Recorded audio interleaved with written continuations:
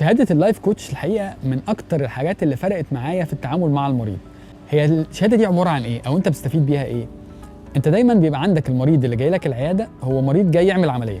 الحقيقة هي مش كده، لأن ممكن المريض ده وهو جاي يكون مش جاهز نفسياً إنه يعمل عملية. الشهادة دي بتعلمك إزاي تكوميونيكيت مع العيان، إزاي تفهم هو جاهز ولا لأ، لو مش جاهز إزاي تحضره للعملية، لو هو خايف من حاجة إزاي تطمنه أو تفهمه، إزاي تشرح له الحاجات اللي هتحصل له بعد العملية. هي ان ديتيلز بتخليك تعرف كأن انت قريت دماغ المريض وقادر توصل له كل المعلومات اللي هو محتاجها. انت فاهم من مجرد الكلام اللي هو بيتكلمه هو محتاج ايه. الشهاده دي فرقت جدا، مش بس في كده، فرقت ان انا اقدر اسيت معاك جول. احنا بنقدر نحدد هدف مع بعض، بنقدر نشتغل على الهدف ده بعد العمليه، عشان اما تنزل في الوزن تنزل ده وانت حاسس ان انت مبسوط، انت حاسس ان حد فاهمك، انت مش بعيد، مفيش مسافه كبيره.